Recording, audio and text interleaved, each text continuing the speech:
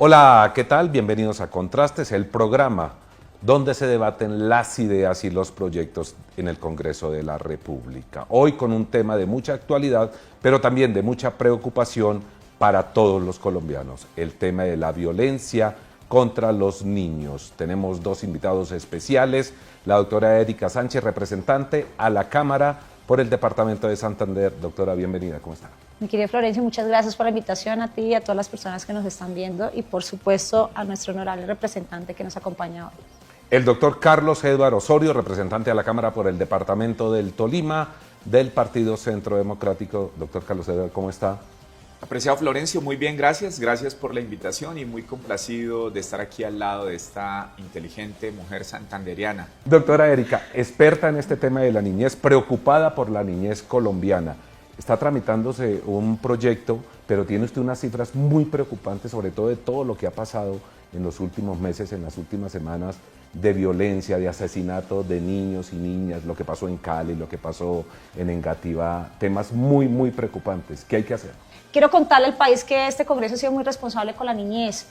Yo he visto plenarias de hace muchísimos años y no había visto una comisión conjunta de Cámara y Senado defensora de la niñez como la hay en este momento. Hay una comisión accidental de la cual ya hoy hay un proyecto de ley para crear la Comisión Legal de la Niñez, una comisión donde los congresistas que vengan en las próximas elecciones, en los próximos periodos, centren sus agendas legislativas a favor de los niños, niñas y adolescentes.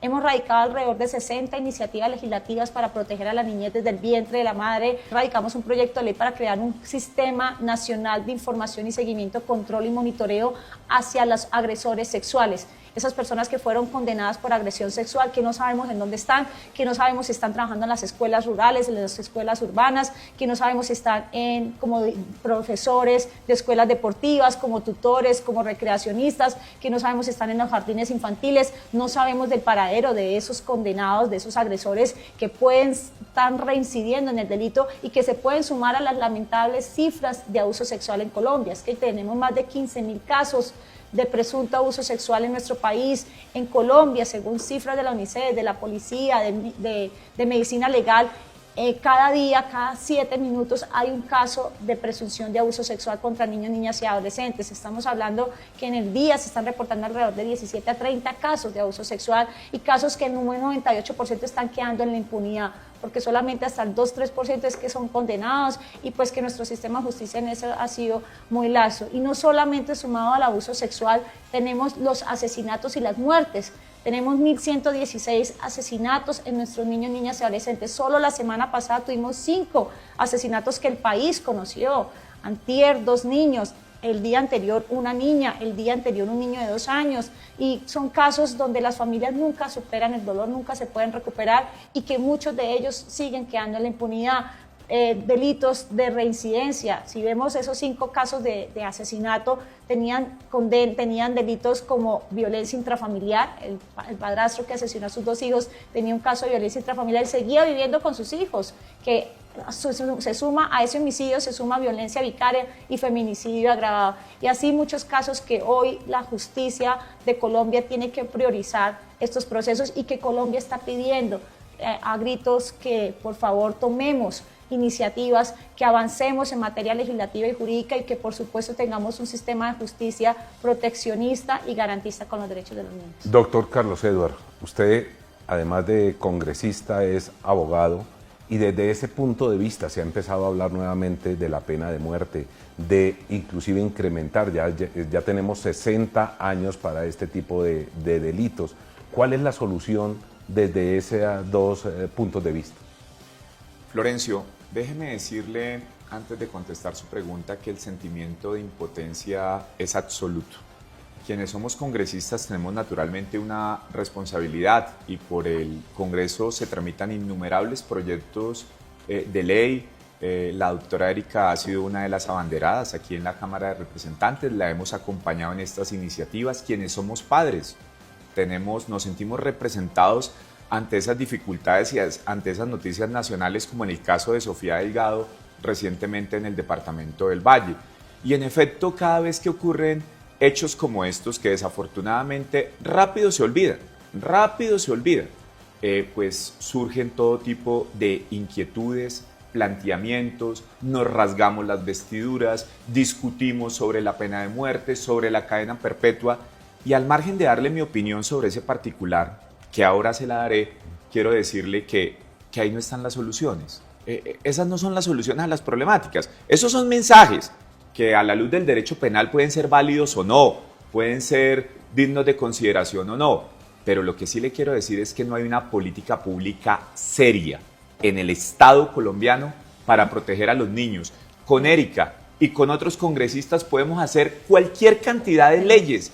Este país está congestionado de leyes de protección a los menores, algunas otras habrá que expedirse. Tenemos, por ejemplo, hay una iniciativa que apoyamos, el grooming, el ciberacoso, ese tipo de cosas.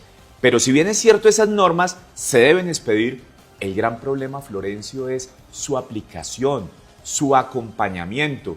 Yo quiero aplaudir y reconocer la tarea, por ejemplo, que viene haciendo la Policía Nacional, un grupo especial de infancia y adolescencia. Pero cuando usted revisa el número de hombres y mujeres que están asignados para proteger a los menores en este país, son muy pocos.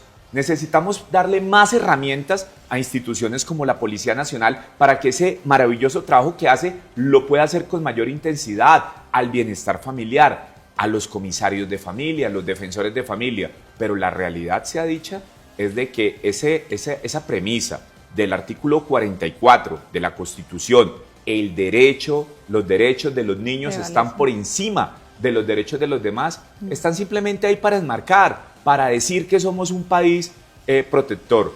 No estamos desarrollando una política pública seria alrededor de la protección de los niños, y en ese orden de ideas, pues sí, cuando se discuten temas como el de la pena de muerte o como el de la cadena perpetua, uno dice que eso tiene tanto de largo como de ancho, porque desafortunadamente hoy la pena no está cumpliendo la función, Florencio, resocializadora que debería tener. Entonces aquí lo que se necesita, y ahí le respondo, es un Estado que adopte una política pública seria e integral, que disponga de los recursos públicos necesarios para que puedan adecuarse a esos entornos protectores, para que los niños sean cuidados como el mayor patrimonio que en efecto tenemos. Se habla de que los niños son el futuro, son el presente, son la realidad, son la actualidad. En Europa, un niño lo ven en la calle solo y enseguida llegan 3 o 4 adultos a preguntar por su padre, angustiados. Aquí parece que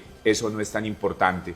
Entonces lo que yo le puedo decir es que se necesita una política pública más seria, con asignación clara de recursos. Se necesita fortalecer, por ejemplo, los grupos que al interior de la Policía Nacional se dedican a cuidar la infancia y la adolescencia, y por supuesto se necesita mucha mayor conciencia, mucho mayor acompañamiento, por ejemplo, de los padres de familia, para que ayuden a evitar que todos esos entornos externos que llegan a sus hijos a través, por ejemplo, de las redes sociales, del internet, pues que de alguna manera ellos estén preparados para atender en casa este tipo de amenazas. Doctora Erika, el proyecto, ¿qué trae para solucionar estos temas?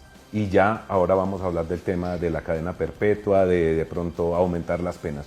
Pero en la práctica, ¿qué trae ese proyecto que pueda cambiar la situación de violencia contra los niños que está pasando en Colombia? Bueno, el proyecto que radicamos busca tener la información actualizada de dónde se encuentran los agresores sexuales, que no pueden estar cerca a los niños, no pueden estar laborando en los entornos donde la niñez se desenvuelve, sea recreativo, educativo, social. Yo quiero complementar algo que acaba de decir nuestro honorable compañero y representante, que siempre me ha acompañado en todas las iniciativas legislativas en favor de la niñez, y es que eso es un trabajo articulado. La protección de la niñez no es responsabilidad única del gobierno, ni del Estado, ni del ICBF. La primera institución formadora es la familia.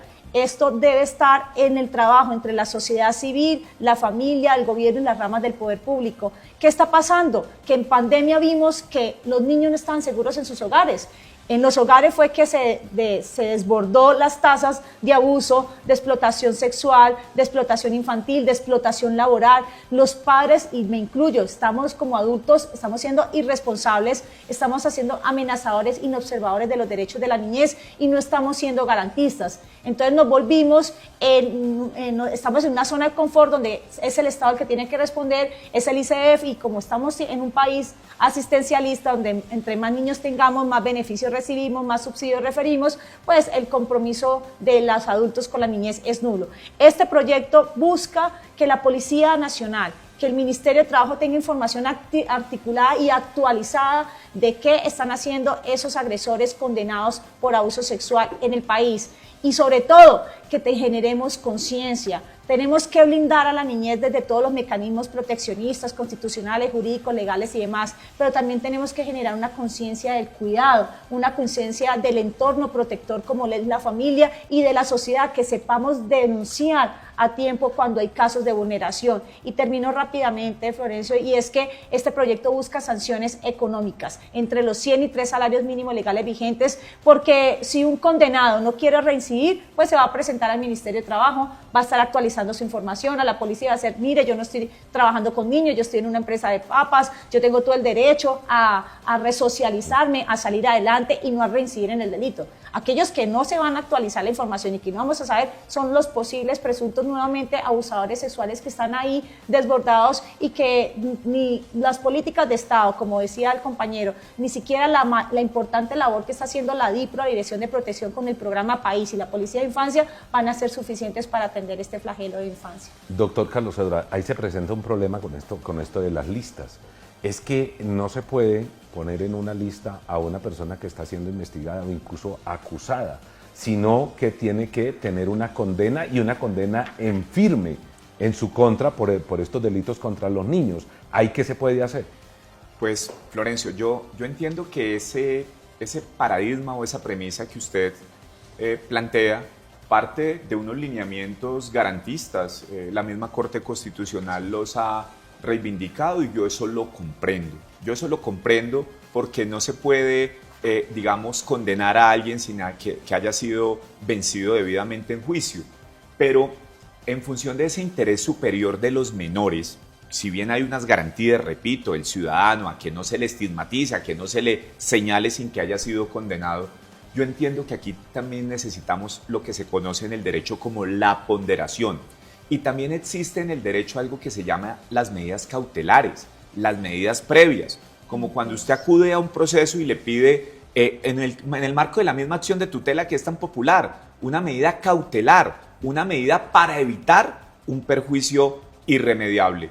Yo creo que en ese proceso de sensibilización al que yo llamo, convoco y que clamo, me parece que aquí todos, el Estado, la familia, pero por supuesto también las altas cortes, deberán entender que aquí hay una realidad y que sin estigmatizar ni condenar previamente a esos presuntos infractores, para no ir muy lejos, Florencio, en el caso de la niña Sofía Delgado, en el departamento del Valle, dicho ciudadano, el ciudadano que generó este daño tan grande para esa familia, para la infancia, para Colombia, era un ciudadano que estaba siendo objeto de una investigación.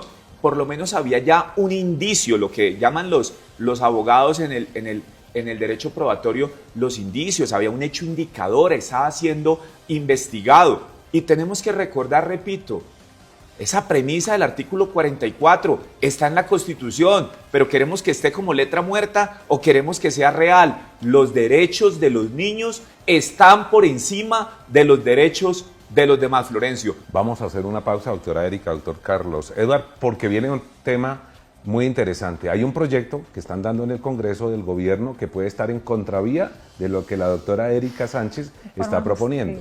Pero también vamos a hablar de cadena perpetua y también vamos a hablar incluso de los que están pidiendo también pena de muerte.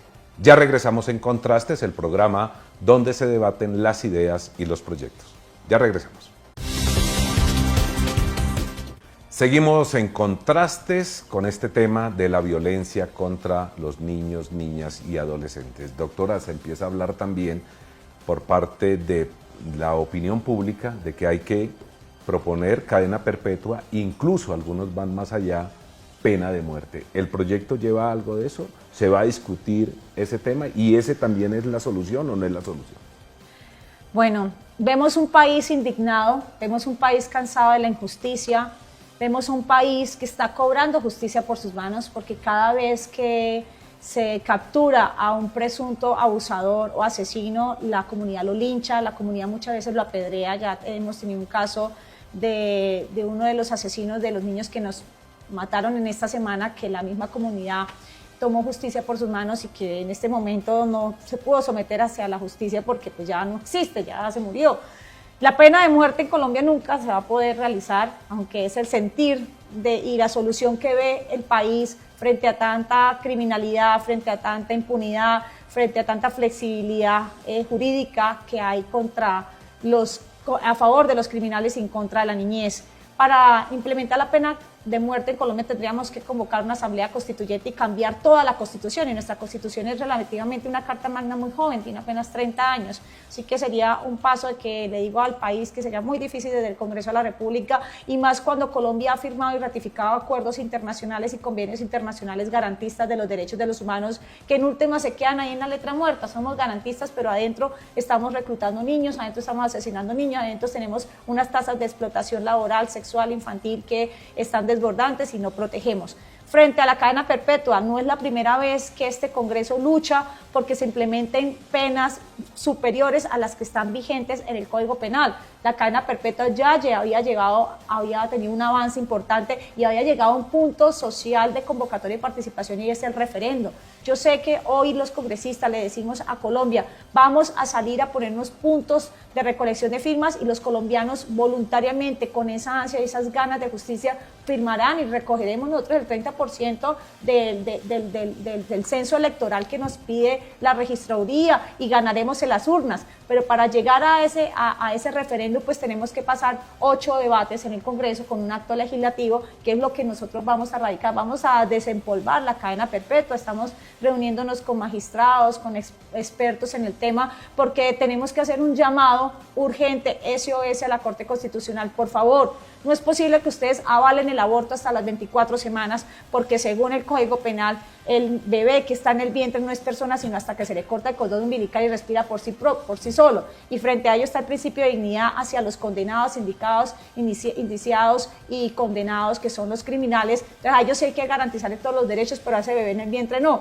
¿Por qué no vamos a pensarnos en realmente ponernos del lado de que hay que endurecer las penas para mandar un mensaje al país, y es que cualquier persona que intente meterse contra un niño, con un niño, quitarle su vida, pues va a podrirse en la cárcel, no va a poder ver la luz del sol, y frente a ello vendrán proyectos de ley de mirar cómo se hacen unos procesos de resocialización justos, porque la resocialización en Colombia es insuficiente. Tenemos la voluntad de dar las segundas oportunidades, pero tenemos carencia de implementación de programas al interior de las cárceles. Las cárceles se han envuelto en escuelas de la criminalidad. El condenado no quiere resocializarse, sino el condenado quiere seguir delinquiendo a través de esas 4 paredes de una celda. Entonces, no hay un enfoque resocializador, y con un asesino y con un abusador que va más allá de una conducta punible, es una conducta psiquiátrica que tenemos que entrar nosotros a revisar.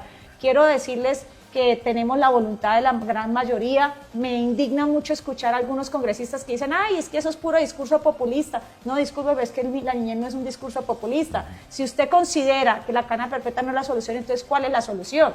Los jueces en este momento no tienen la capacidad humana para poder llevar y resolver 1.200 procesos. Por supuesto que muchos procesos van a quedar en impunidad, no hay capacidad técnica, operativa, administrativa. Tenemos que invertir en la rama de la justicia, pero también tenemos que repensarnos en que van a haber otras medidas para atender y atacar la impunidad, y no la que está planteando el gobierno nacional. Así que con la voluntad del país, con la voluntad de las familias de los niños asesinados que nos van a visitar en el Congreso, y con la voluntad de este Congreso de la República, tenemos que sacar adelante la cadena perpetua para violadores de niños y niñas, porque el mensaje tiene que ser contundente. Acá prima el artículo 44 de la Constitución, y los derechos de los niños son inviolables y no se pueden tocar. Con los niños no se nos pueden meter, y esos criminales, asesinos y violadores no pueden estar allá de chévere en las cárceles, comiendo, durmiendo y viviendo con el impuesto de los colombianos, cuando destruyeron familias enteras en nuestro país. Doctor Carlos Eduard, la cadena perpetua, o incluso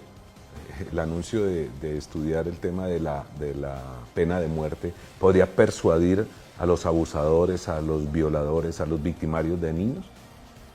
Florencio, haciendo claridad que creo que como sociedad tenemos que hacer todo, absolutamente todo, y algo más, para defender a todos los niños, niñas, adolescentes de nuestro país, pues debo empezar por decirle que desde la óptica de los penalistas, desde la óptica de la política criminal, pues hay muchas dudas y hay un gran debate sobre si con ese tipo de medidas se resuelve el problema. Más allá de la pena de muerte, más allá de la cadena perpetua, mucho me temo que aún si se pudiera instaurar, si se instaurara, con eso no se resuelve los problemas. Se lo agrego de esta manera: pensemos que las aprobamos y pensemos que pasan los exámenes de constitucionalidad. A mí que me angustia de ese escenario, sin decir que estoy en contra, a mí me angustia ese escenario que el Estado crea y que la sociedad crea que con eso ya todos los niños van a estar protegidos. Y ahí le respondo la primera parte de su pregunta. Tengo muchas dudas de que ese tipo de medidas, digamos, extremas, tengan la capacidad, tengan la potencialidad de persuadir tanto al delincuente para evitar, repito, que cometa este tipo de actos. Desafortunadamente, en Colombia, la función resocializadora de la pena no se cumple.